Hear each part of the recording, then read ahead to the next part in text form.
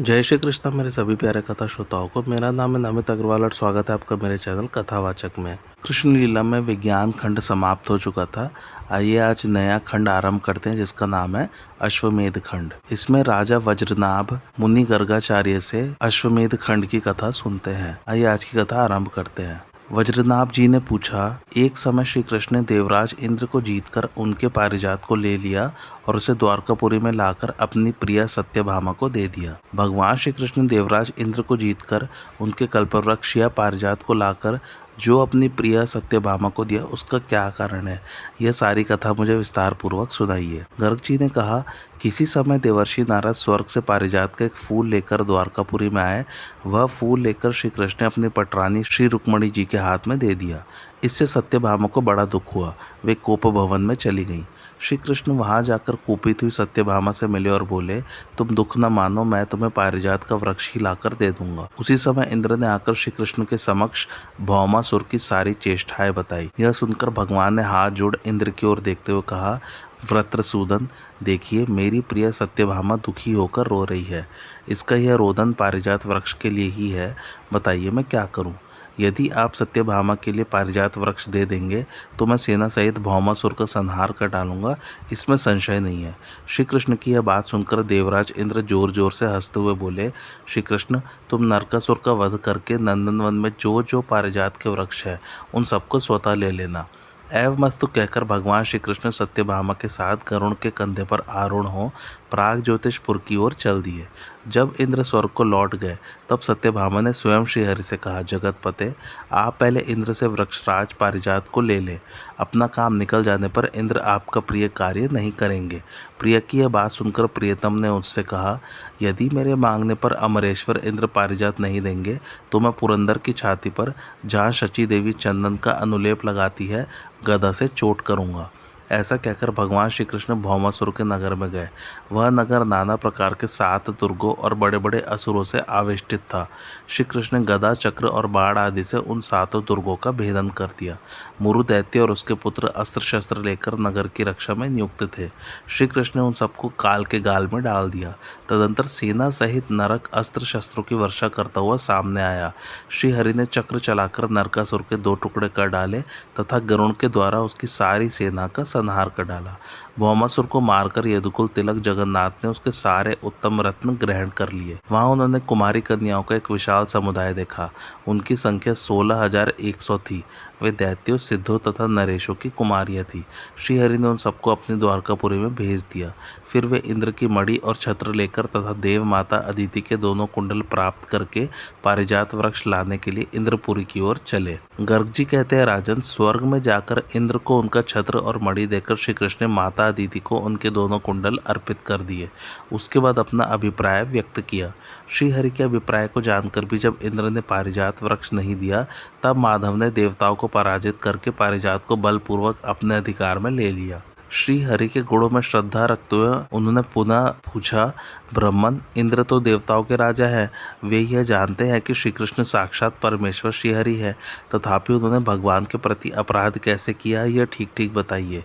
इंद्र की चेष्टा को सत्यभामा ने पहले ही भाप लिया था और श्री कृष्ण के सामने सुस्पष्ट बता भी दिया था। अतः इस प्रसंग को सुनने के लिए मेरे मन में बड़ी उत्कंठा है। आप इंद्र और माधव के इस युद्ध का मेरे समक्ष विस्तार पूर्वक वर्णन कीजिए। गर्ग जी बोले, राजन, अदिति ने भगवान श्री कृष्ण की स्तुति और इंद्र ने भी पारिजात ले जाने के लिए स्वीकृति दे दी। तब भगवान श्री कृष्ण नंदन वन में गए और वहां बहुत से पारिजात वृक्षों का अवलोकन करने लगे। उन सबके बीच में एक महान वृक्ष था जो बहुत सी मंजरियों के पुंज को धारण किए अनुपम शोभा पा रहा था। कहते हैं वह वृक्ष क्षीर सागर के मंथन से प्रकट हुआ था। उससे कमल की सी सुगंध निकल रही थी। वह देवताओं के लिए सुखद वृक्ष तांबे के समान रंग वाले नूतन पल्लवों से परिवेष्टित था। वह सुंदर दिव्य वृक्ष उस वन का विभूषण था और उसकी छाल सुनहले रंग की थी। उस पारिजात वृक्ष को देखकर मानिनी सत्यभामा ने माधव से कहा, श्री कृष्ण, इस संपूर्ण वन में यही वृक्ष सबसे श्रेष्ठ है, अतः मैं इसी को पसंद करती हूँ। प्रिय के इस प्रकार कहने पर जगदीश्वर श्री कृष्ण ने हंसते हुए पारिजात वृक्ष को उखाड़कर लीलापूर्वक गरुड़ की पीठ पर रख लिया। उसी समय क्रोध से भरे हुए समस्त वनपाल धनुष बाण धारण किए उठे और फड़कते हुए ओठों से श्री कृष्ण को संबोधित करके इस प्रकार कहने लगे। ओ मनुष्य, यह इंद्रवल्लभा महारानी शची का वृक्ष है। तुमने क्यों इसका अपहरण किया है? अपनी इच्छा से अकस्मात हम सबको तिनके के समान समझकर हमारा अपकार करके तुम कहाँ जाओगे? पूर्व काल में समुद्र मंथन के समय देवताओं ने इंद्राणी की प्रसन्नता के लिए इस वृक्ष को उत्पन्न किया है। इसे लेकर तुम सकुशल नहीं रह सकोगे। जिन्होंने पहले समस्त पर्वतों के पंख काट गिराए थे, उन वृत्रासुर निषूदन वीर महेंद्र को जीतकर ही तुम इस वृक्ष को ले जा सकोगे। अतः महावीर, पारिजात को यहीं छोड़कर चले जाओ। हम देवराज इंद्र के अनुचर हैं, इसलिए यह वृक्ष तुम्हें नहीं ले जाने देंगे। जब साक्षात पुरंदर यह पारिजात वृक्ष तुम्हें दे देंगे तब हम नहीं रोकेंगे। उस दशा में हम केवल वन के रक्षक होंगे, इस वृक्ष के नहीं। वन रक्षकों का यह भाषण सुनकर सत्यभामा रोष से तमतमा उठी। श्रीहरि तो चुप रह गए, किंतु सत्यभामा निर्भय होकर उन रक्षकों से बोली, यदि यह पारिजात अमृत मंथन के समय समुद्र से प्रकट हुआ है, तब तो यह सामान्यतः संपूर्ण लोगों की संपत्ति है। तुम्हारे शची अथवा देवराज इंद्र इस पारिजात के कौन होते हैं? उन्हें अकेले इस पर अपना स्वत्व जताने का क्या अधिकार है? समुद्र से प्रकट हुई वस्तु को अकेले देवराज इंद्र कैसे ले सकते हैं? वन रक्षकों, जैसे अमृत, जैसे चंद्रमा और जैसे लक्ष्मी समस्त संसार की साधारण संपत्ति है, उसी प्रकार ये पारिजात वृक्ष भी। यदि अपने पति के बाहुबल का भारी कमंड लेकर शची झूठे ही इसे अपने वश में रोक रखना चाहती है, तो जाओ कह दो, क्षमा करने की आवश्यकता नहीं है, उनसे जो कुछ करते बने कर लें। सत्यभामा पारिजात वृक्ष का अपहरण करवा रही हैं। तुम शीघ्र जाकर उस पुलोम दानव की पुत्री को मेरी यह बात कह सुनाओ, जिसका एक एक अक्षर अत्यंत गर्व और उद्दंडता से भरा हुआ है। वह यह वचन सत्यभामा कहती है, यदि तुम पति की प्राण वल्लभा हो और यदि पतिदेव तुम्हारे वश में है, तो पारिजात का अपहरण करने वाले मेरे पति के हाथ से इस वृक्ष को रोक लो। मैं तुम्हारे पति इंद्र को भी जानती हूँ। तुम सब देवता क्या हो, यह सब मैं अच्छी तरह समझती हूँ, तथापि मैं मानुषी होकर भी तुम्हारे इस पारिजात का अपहरण करवा रही हूँ। तुम रोक सको तो रोको। श्री कृष्ण वल्लभा की यह बात सुनकर बेचारे वन रक्षक सन्न हो गए।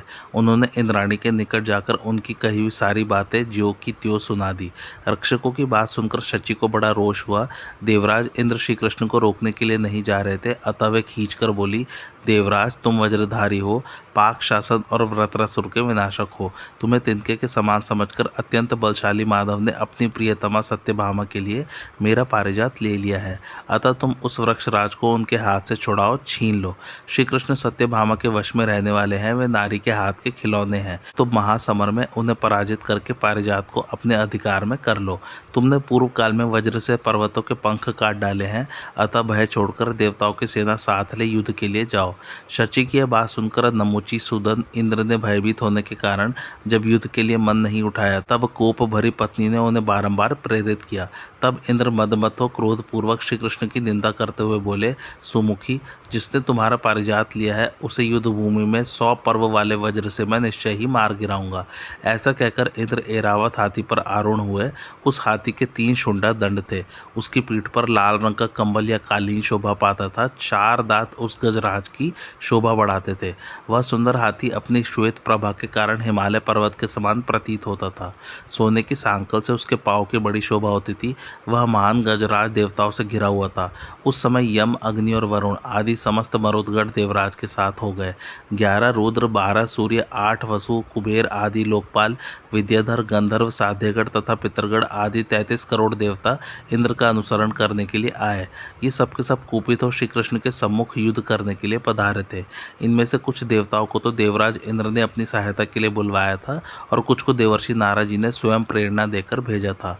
इंद्र हाथ में वज्र लेकर खड़े हुए, साथ ही दूसरे दूसरे देवता परिघ, खड़ग, गदा, शूल और फरसे लेकर युद्ध के लिए तैयार हो गए। गर्ग जी कहते हैं, राजन श्री कृष्णचंद्र ने जब देखा कि देवराज इंद्र गजराज एरावत पर विराजमान हो देवताओं से घिरकर युद्ध के लिए उपस्थित हैं, तब उन्होंने स्वयं शंख बजाया और उसकी ध्वनि से संपूर्ण दिशाओं को भर दिया।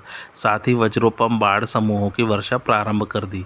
उस समय दिशाओं और आकाश को बहुसंख्यक बाढ़ों से व्याप्त देख समस्त देवता चक्रधारी श्री कृष्णचंद्र के ऊपर बाढ़ों की वृष्टि करने लगे। भगवान श्री कृष्ण ने देवताओं के छोड़े हुए एक एक अस्त्र शस्त्र के अपने अपने बाणों द्वारा लीलापूर्वक सहस्त्र सहस्त्र टुकड़े कर डाले। पाशधारी वरुण के नागपाश को सर्पभोजी गरुड़ काट डालते थे।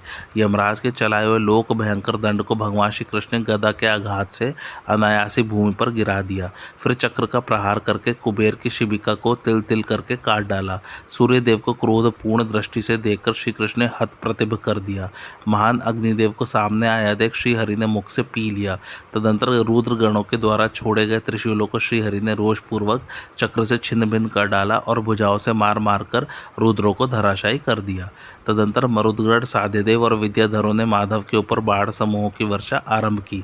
बाणों की वर्षा करती हुई समस्त देवसेना को सामने आई देख सत्यभामा को युद्ध स्थल में बड़ा भारी भय हो गया। उन्हें डरी हुई देख गोविंद ने कहा, सत्य भय न करो, मैं यहाँ आई हुई सारी देवसेना का संहार कर डालूंगा, इसमें संशय नहीं है। ऐसा कहकर कुपित हुए भगवान श्री कृष्ण ने शार्ंग धनुष से छूटे हुए बाणों द्वारा देवताओं को उसी प्रकार मार भगाया जैसे सिंह अपने पंजों की मार से सियारों को खदेड़ देता है।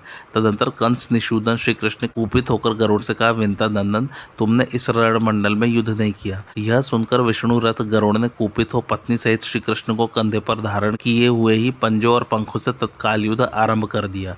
वे अपनी चोंच से देवताओं को चबाते और घायल करते हुए युद्ध भूमि में विचरने लगे। गरुड़ की मार खाकर देवता लोग इधर उधर भागने लगे। इंद्र और उपेंद्र दोनों महाबली वीर एक दूसरे पर बाणों की वर्षा करते हुए जल की धारा बरसाने वाले दो मेघों के समान शोभा पाते थे। उस समय गरुड़ ऐरावत हाथी के साथ युद्ध करने लगे। हाथी ने अपने दांतों के आघात से गरुड़ को चोट पहुंचाई और गरुड़ ने भी अपनी चोंच और पंखों की मार से ऐरावत को छिन्न भिन्न कर डाला। यदुकुल तिलक श्री कृष्ण अकेले ही समस्त देवताओं तथा वज्रधारी इंद्र के साथ जूझ रहे थे। भगवान श्री कृष्ण इंद्र पर और इंद्र मधुसूदन श्री कृष्ण पर क्रोधपूर्वक बाणों की वर्षा करने लगे। वे दोनों एक दूसरे को जीतने की इच्छा लिए जूझ रहे थे। जब सारे अस्त्र शस्त्र और बाण कट गए तब इंद्र ने तत्काल ही वज्र उठा लिया और भगवान श्री कृष्ण ने चक्र हाथ में ले लिया। देवेश्वर को वज्र और नरेश्वर श्री कृष्ण को चक्र हाथ में लिए देख उस समय चराचर प्राणियों सहित तीनों लोकों में हाहाकार मच गया। वज्रधारी इंद्र के चलाए हुए वज्र को भगवान श्री कृष्ण ने बाएं हाथ से पकड़ लिया, परंतु अपना चक्र उन पर नहीं छोड़ा। केवल इतना ही कहा, खड़ा रह खड़ा रह। इंद्र के हाथ में वज्र नहीं था। गरुड़ ने उनके वाहन को छत विछत कर दिया था। वे लज्जित और भयभीत होकर भागने लगे। उन्हें इस दशा में देखकर सत्यभामा हंसने लगी।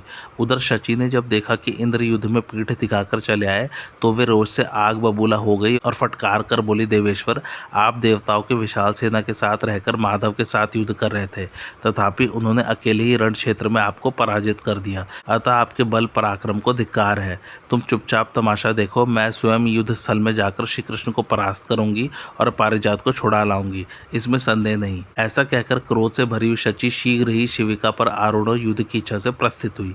फिर समस्त देवता उनके साथ युद्ध के मैदान में गए। शची को आई देख श्री कृष्ण के मन में युद्ध के लिए उत्साह नहीं हुआ। तब सत्यभामा के अधर रोष से फड़कने लगे। वे श्रीहरि से बोली, प्रभु, अब मैं शची के साथ युद्ध करूंगी। उनकी बात सुनकर श्री कृष्ण ने हंसते हुए सुदर्शन चक्र उनके हाथ में दे दिया और स्वयं पारिजात को गरुड़ पर रखकर उसे पकड़ लिया।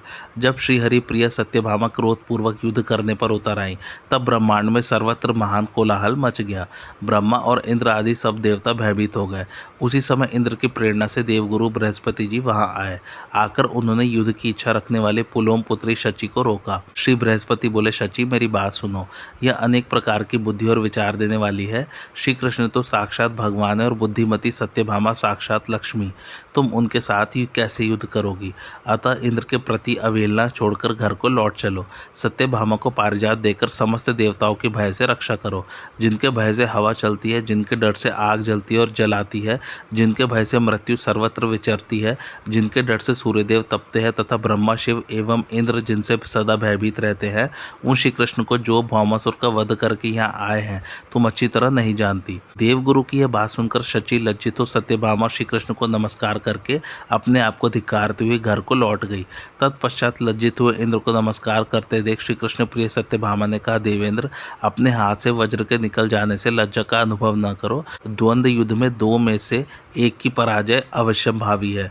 उनका यह कथन सुनकर पाक शासन बोले, देवी, जिस आदि और मध्य से रहित परमात्मा में यह संपूर्ण जगत विद्यमान है, जिनसे इसकी उत्पत्ति हुई है तथा जिन सर्वभूत में परमेश्वर से ही इसका संहार होने वाला है, उन सृष्टि, पालन और संहार के कारणभूत परमेश्वर से पराजित हुए पुरुष को लज्जा कैसे हो सकती है?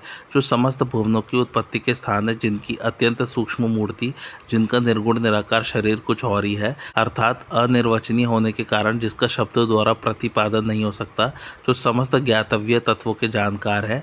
ऐसे सर्वज्ञ महात्मा ही जिनके उस स्वरूप को जान पाते हैं, दूसरे लोगों से कदापि नहीं जानते हैं। उन्हीं अजन्मा नित्य सनातन परमेश्वर को जो स्वेच्छा से ही जगत के उपकार के लिए मानव शरीर धारण करके विराज रहे हैं, कौन जीत सकता है। सत्यभामा से ऐसा कहकर इंद्र चुप हो गए। तब भगवान श्री कृष्ण हंसकर गंभीर वाणी में बोले, शक्र, आप देवताओं के राजा हैं और हम लोग भूतलवासी मनुष्य। मैंने यहाँ आकर जो अपराध किया है उसे क्षमा कर दें। देवराज, यह रहा आपका पारिजात, इसे इसके योग्य स्थान पर ले जाइए। मैंने तो सत्यभामा के कहने से इसको ले लिया था। आपने मुझ पर जिसका प्रहार किया था वह वज्र यह रहा, इसे ग्रहण कीजिए। यह आपका ही अस्त्र है और आपके वैरियों पर प्रयुक्त होकर यह उनका निवारण कर सकता है। इंद्र ने कहा, श्री कृष्ण, अपने विषय में मैं मनुष्य हूँ ऐसा कहकर आप क्यों मुझे मुँह में डाल रहे हैं। हम जानते हैं आप जगदीश्वर हैं। हम आपके सूक्ष्म स्वरूप को नहीं जानते। आप जो हो सो हो, जगत के उद्धार कार्य में आप लगे हुए हैं। गरुड़ ध्वज, आप जगत के कंटकों का शोधन करते हैं। इस पारिजात को आप द्वारकापुरी में ले जाइए। जब आप मनुष्य लोक को त्याग देंगे तब यह भूतल पर नहीं रहेगा। उस समय यह स्वयं ही स्वर्गलोक में आ जाएगा। श्री गर्ग जी कहते हैं, राजन, यह विनय युक्त वचन सुनकर वज्रधारी को उनका वज्र लौटाकर देवेश्वरों से अपनी स्तुति सुनते हुए द्वारकानाथ श्री कृष्ण द्वारका में लौट आए। वहां के आकाश में स्थित होकर उन्होंने शंख बजाया। उस शंख ध्वनि से उन्होंने द्वारका वासियों के हृदय में आनंद उत्पन्न किया और गरुड़ से उतरकर सत्यभामा के साथ महल में आए। उन्होंने सत्यभामा के गृह द्वान में पारिजात को आरोपित कर दिया। उस पर स्वर्गीय पक्षी निवास करते थे और वहीं के भ्रमर उसके सुगंधित मकरंद का पान करते थे। माधव ने माधव मास में एक ही मुहूर्त के भीतर अलग अलग घरों में उन समस्त राजकन्याओं के साथ धर्मतः विवाह किया जिन्हें वे प्राग ज्योतिषपुर से द्वारका में लाए थे। उनकी रानियों की संख्या 16,108 थी। परिपूर्णतम श्रीहरि ने उतने ही रूप बनाकर उनके साथ विवाह किया। उन अमोघ गति परमेश्वर ने जितनी अपनी भार्याएं थी उनमें से प्रत्येक के गर्भ से 10-10 पुत्र उत्पन्न किए। राजा उग्रसेन ने पहले राजसूय यज्ञ किया था, उसके पश्चात उन्होंने अश्वमेध यज्ञ किया था। आइए उसकी कथा आरंभ करते हैं। एक बार राजा उग्रसेन की सभा में नारद मुनि तथा श्री कृष्ण बैठे हुए थे। तब उग्रसेन बोले, देव देव जगन्नाथ जगदीश्वर जगन्मय वासुदेव त्रिलोकीनाथ, मेरी बात सुनिए। मेरे बेटे कंस ने बड़े बड़े असुरों के साथ मिलकर बिना अपराध के सहस्त्रों बालक मार डाले हैं। उस पापी की मुक्ति कैसे होगी? बाल घाती कंस किस लोक में गया है, यह मुझे बताइए। उसके पाप से मैं भी डर गया हूँ। पुत्र के पाप से पिता निश्चय ही नरक में पड़ता है, इसी प्रकार पिता के पाप से पुत्र को नरक में गिरना पड़ता है।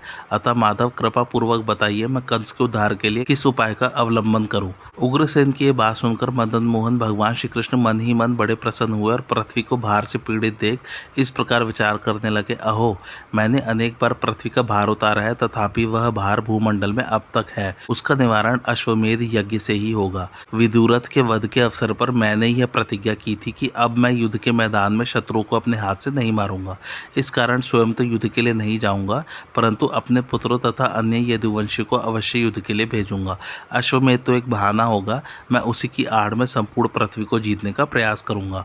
मन ही मन ऐसा सोचकर भगवान श्री कृष्ण सुधर्मा सभा में हंसते हुए उग्रसेन से बोले, महाराज, कंस मेरे हाथ से मारा गया है, अतः निश्चय ही बैकुंठ धाम को गया है और वहां मेरे जैसा स्वरूप धारण करके नित्य निवास करता है। प्रतिदिन मेरा दर्शन करने के कारण तुम भी पाप रहित हो, तथापि तुम अश्वमेध यज्ञ का अनुष्ठान अवश्य करो।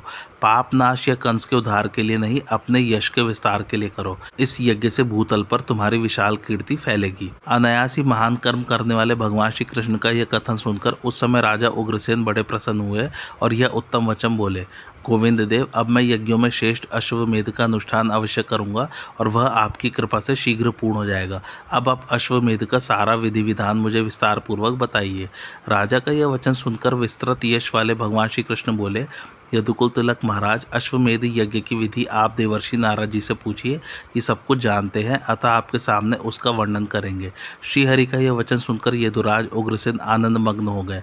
उन्होंने सभा में बैठे हुए देवर्षि से इस प्रकार पूछा, देवर्षि, अश्वमेध यज्ञ में घोड़ा कैसा होना चाहिए? उसमें भाग लेने वाले श्रेष्ठ द्विजों की संख्या कितनी होनी चाहिए? उसमें दक्षिणा कैसी हो तथा मुझे यजमान को किस तरह के व्रत का पालन करना चाहिए, वह सब बताइए। उग्रसेन की यह बात सुनकर देवताओं के समान दर्शनीय देवर्षि नारद श्री कृष्ण के ऊपर प्रेम पूर्ण दृष्टि डालकर मुस्कुराते हुए से बोले, महाराज, विज्ञ पुरुषों का कथन है कि इस यज्ञ में चंद्रमा के समान श्वेत वर्ण वाले अश्व का उपयोग होना चाहिए। उसका मुख लाल हो, पूंछ पीले रंग की हो तथा वह देखने में मनोहर, सर्वांग सुंदर सुंदर एवं दिव्य हो। उसके कान श्याम वर्ण के तथा नेत्र सुंदर होने चाहिए। चैत्र मास की पूर्णिमा तिथि को वह अश्व स्वच्छंद विचरने के लिए छोड़ा जाना चाहिए। बड़े बड़े वीर योद्धा 1 वर्ष तक साथ रहकर उस उत्तम अश्व की रक्षा करें। जब तक वह अपने नगर में न लौट आवे तब तक उसकी प्रयत्नपूर्वक रक्षा की जानी चाहिए। यजमान उतने काल तक धैर्य से रहे और प्रयत्नपूर्वक अपने उद्देश्य की सिद्धि के लिए प्रयत्न करे। वह अश्व जहाँ जहाँ मूत्र और पुरीश करे वहाँ वहाँ ब्राह्मणों द्वारा हवन कराना तथा 1 सहस्त्र गायों का दान करना चाहिए। सोने के पत्र पर अपने नाम और बल पराक्रम का सूचक वाक्य लिखकर उस अश्व के भाल में बांध देना चाहिए तथा जगह जगह यह घोषणा करानी चाहिए, समस्त राजा लोग सुने, मैंने यह अश्व छोड़ा है। यदि कोई राजा मेरे श्यामकर्ण अश्व को अभिमानवश बलपूर्वक पकड़ लेगा उसे बलात् परास्त किया जाएगा। इस यज्ञ के आरंभ में 20,000 ऐसे ब्राह्मणों के वर्ण करने का विधान है जो वेदों के विद्वान, संपूर्ण शास्त्रों के तत्वज्ञ, कुलीन और तपस्वी हों। अब मैं इस यज्ञ में दी जाने वाली दक्षिणा के विषय में बताता हूँ, तुम समर्थ हो अतः सुनो। अश्वमेध यज्ञ में ब्राह्मणों की दीर्घ दक्षिणा इस प्रकार है। प्रत्येक द्विज को 1000 घोड़े, 100 हाथी, 200 रथ, 1-1 सहस्त्र गाय तथा 20-20 भार सुवर्ण देने चाहिए। यह यज्ञ के प्रारंभ की दक्षिणा है। यज्ञ समाप्त होने पर भी इतनी ही दक्षिणा देनी चाहिए। असिपत्र व्रत का नियम लेकर ब्रह्मचार्य पालन पूर्वक रात्रि में पत्नी के साथ भूतल पर एक साथ शयन करना चाहिए। 1 वर्ष तक ऐसे व्रत का पालन आवश्यक है। दीन जनों को अन्न एवं बहुत धन देना चाहिए। इस विधि से यह यज्ञ पूर्ण होगा। असिपत्र व्रत से युक्त होने पर यह यज्ञ बहुसंख्यक पुत्र रूपी फल प्रदान करने वाला है। भीष्म के बिना दूसरा कौन ऐसा मनुष्य है जो कामदेव को जीत सके। इसलिए भीरु हृदय के लोग इस कठिन एवं अद्भुत व्रत का पालन नहीं करते हैं। यदि आप में कामदेव को जीतने की शक्ति हो तो आप गर्गाचार्य को बुलाकर यज्ञ का आरंभ कर दीजिए। देवर्षि नारद जी का सुस्पष्ट अक्षरों से युक्त यह वचन सुनकर राजर्षि उग्रसेन चकित हो गए। उन्होंने हंसते हुए उनसे कहा, मैं अश्वमेध यज्ञ करूंगा। आप इस यज्ञ के योग्य अश्व को मेरी अश्वशाला में जाकर देखिए। बहुत से अश्वों के बीच में से उसको छांट लीजिए। राजा की बात सुनकर बहुत अच्छा कहकर देवर्षि नारद यज्ञ के योग्य अश्व देखने के लिए भगवान श्री कृष्ण के साथ अश्वशाला में गए। वहां जाकर उन्होंने धूम्रवर्ण, श्यामवर्ण, कृष्णवर्ण और पद्मवर्ण के बहुत से मनोहर अश्व देखे। फिर वहां से दूसरी अश्वशाला में गए। वहां दूध, जल, हल्दी, केसर तथा पलाश के फूल किसी कांति वाले बहुत से अश्व दृष्टिगोचर हुए। कई घोड़े चितकबरे रंग के थे। कितनों के अंग स्फटिक शिला के समान स्वच्छ थे। वे सभी मन के समान वेगशाली थे। कितने ही अश्व हरे और तांबे के समान वर्ण वाले थे। कुछ घोड़ों के रंग कुसुम्भ जैसे और कुछ के तोते के पांख जैसे थे। कोई इंद्रगोप के समान लाल थे, कोई गौरवर्ण के थे तथा कितने ही पूर्ण चंद्रमा के समान धवल कांति वाले और दिव्य थे। बहुत से अश्व सिंदूरी रंग के थे। कितनों की कांति प्रज्वलित अग्नि के समान जान पड़ती थी। कितने ही अश्व प्रातःकालिक सूर्य के समान अरुण वर्ण के थे। ऐसे घोड़ों को देखकर नारद जी को बड़ा आश्चर्य हुआ। वे कृष्ण सहित राजा उग्रसेन से हंसते हुए से बोले, महाराज, आपके सभी घोड़े बड़े सुंदर हैं। ऐसे अश्व पृथ्वी पर अन्यत्र नहीं है। स्वर्गलोक और रसातल में भी ऐसे घोड़े नहीं दिखाई देते। यह श्री कृष्ण की कृपा है जिससे आपकी अश्वशाला में ऐसे ऐसे अश्व शोभा पाते हैं। परंतु इन सब में एक भी ऐसा अश्व नहीं दिखाई देता जो श्यामकर्ण हो। देवर्षि का यह वचन सुनकर राजा उग्रसेन दुखी हो गए। वे मन ही मन सोचने लगे कि अब मेरा यज्ञ कैसे होगा। राजा को उदास देख भगवान मधुसूदन हंसते हुए शीघ्र ही मेघ के समान गंभीर वाणी में बोले, राजन, मेरी बात सुनिए और सारी चिंता छोड़कर मेरी अश्वशाला में चलकर श्यामकर्ण घोड़े को देखिए। यह सुनकर नृपश्रेष्ठ उग्रसेन श्री कृष्ण और देवर्षि नारद के साथ उनकी अश्वशाला में गए। वहां जाकर उन्होंने यज्ञ के योग्य सहस्त्रों श्यामकर्ण घोड़े देखे, जिनकी पूंछ पीली, अंग कांति चंद्रमा के समान उज्ज्वल तथा गति मन के समान तीव्र थी। उन सबके मुख तपाए हुए सुवर्ण के समान जान पड़ते थे। ऐसे शुभ लक्षण संपन्न, सर्वांग सुंदर और दिव्य अश्व देखकर राजा को बड़ा विस्मय हुआ। वे महान हर्ष से उल्लसित हो श्री कृष्ण को मस्तक झुकाकर बोले, जगन्नाथ, आज मैंने यहाँ बहुत से श्यामकर्ण घोड़े देखे। भला आपके भक्तों के लिए इस भूतल पर कौन सी वस्तु दुर्लभ होगी। जैसे पूर्व काल में प्रहलाद और ध्रुव का मनोरथ पूर्ण हुआ था, उसी प्रकार आपकी कृपा से मेरा भी मनोरथ अवश्य पूर्ण होगा। ऐसा सुनकर शार्ंग धनुष धारण करने वाले श्रीहरि राजा से इस प्रकार बोले, नृपश्रेष्ठ, आप मेरी आज्ञा से इन चंद्र के समान कांतिमान श्यामवर्ण अश्वों में से एक को लेकर यज्ञ आरंभ कीजिए। श्रीहरि का यह आदेश सुनकर राजा उनसे बोले, प्रभु, अब मैं क्रतुश्रेष्ठ अश्वमेध का अनुष्ठान करूंगा। ऐसा कहकर वे श्री कृष्ण और नारद जी के साथ राजसभा में गए। वहां तुम्बुरु सहित नारद जी श्री कृष्ण से विदा ले राजा को आशीर्वाद देकर ब्रह्मलोक को चले गए। इसके पश्चात राजा उग्रसेन ने मुनि गर्गाचार्य को बुलाया और उनसे अश्वमेध यज्ञ का अनुष्ठान करने की प्रार्थना की। उग्रसेन बोले, मैं देवर्षि नारद के मुख से जिसके महान फल का वर्णन सुन चुका हूँ, उस अश्वमेध नामक यज्ञ का आपकी आज्ञा से अनुष्ठान करूँगा। जिनके चरणों की सेवा करके पूर्ववर्ती भूपालों ने जगत को तिनके के समान मानकर अपने मनोरथ के महासागर को पार कर लिया था, वे भगवान श्री कृष्ण यहाँ साक्षात विद्यमान है। गर्ग जी ने कहा, अर्थात मैंने कहा, क्योंकि गर्ग जी ये कथा वज्रनाभ को सुना रहे हैं। यादव नरेश, आपने बहुत उत्तम निश्चय किया है। अश्वमेध यज्ञ करने से आपकी कीर्ति तीनों लोकों में फैल जाएगी। अश्व की रक्षा के लिए कौन जाएगा, इस बात का निश्चय कर लीजिए, क्योंकि भूमंडल में आपके शत्रु बहुत अधिक हैं। पूरे 1 वर्ष तक आपको 80 पत्र व्रत का पालन करना होगा, तभी यह श्रेष्ठ यज्ञ सकुशल संपन्न हो सकेगा। पूर्व काल में राजसूय यज्ञ के अवसर पर प्रद्युम्न ने समस्त भूमंडल पर विजय पाई थी। इस बार अश्व की रक्षा के लिए क्या आप पुनः उन्हीं की नियुक्ति करेंगे? मेरी बात सुनकर राजा चिंता में पड़ गए और वहां बैठे हुए भगवान श्री कृष्ण की ओर, जो मनुष्य के समस्त दुख दूर करने वाले हैं, देखने लगे। राजा को चिंतामग्न देख भगवान ने तत्काल पान का बीड़ा लेकर हंसते हुए कहा, हे बलवान युद्ध कुशल समग्र यादव वीरों, महाराज उग्रसेन के सामने मेरी बात सुनो।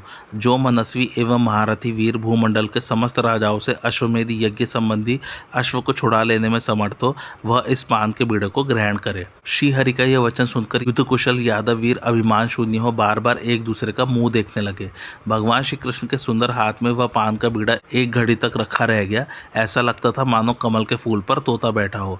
जब सब लोग चुप रह गए, तब धनुष धारण किए उषापति महात्मा अनिरुद्ध ने महाराज उग्रसेन को नमस्कार करके वह पान का बीड़ा ले लिया और श्री कृष्ण के चरणों में मस्तक झुकाकर तत्काल इस प्रकार कहा, जगदीश्वर, मैं समस्त राजाओं से शाम करके रक्षा करूंगा। आप मुझे इस कार्य में नियुक्त कीजिए। यदि मैं घोड़े का पालन नहीं कर सकूं तो उस दशा में मुझे दीन की यह प्रतिज्ञा सुनिए। क्षत्रिय, वैश्य और शूद्र किसी ब्राह्मणी के साथ व्यभिचार करने से जिस दुखदायिनी दुर्गति को प्राप्त होते हैं, निश्चय वही गति मुझे भी मिले। जो ब्राह्मण को गुरु बनाकर पीछे उसकी सेवा नहीं करता है, वह जिस गति को प्राप्त होता है, अवश्य वही गति मैं भी पाऊँ। गर्ग जी कहते हैं, अनिरुद्ध का वह ओजस्वी वचन सुनकर समस्त यादव आश्चर्यचकित हो गए। भगवान श्री कृष्ण बड़े प्रसन्न हुए। उन्होंने तत्काल अपने पुत्र के सिर पर हाथ रखा। अनिरुद्ध सुधर्मा सभा में हाथ जोड़कर खड़े थे। उस समय श्रीहरि ने सबके समक्ष मेघ के समान गंभीर वाणी में उनसे कहा, अनिरुद्ध, तुम 1 वर्ष तक अश्वमेधीय अश्व की समस्त राजाओं से रक्षा करते हुए फिर यहाँ लौट आओ। आज की कथा यही समाप्त होती। कैसे लगे आप लोग को मेरी कथा, मुझे कमेंट करके ज़रूर बताइए और मेरे चैनल कथावाचक को लाइक, शेयर और सब्सक्राइब जरूर कीजिए। Thanks for watching. धन्यवाद।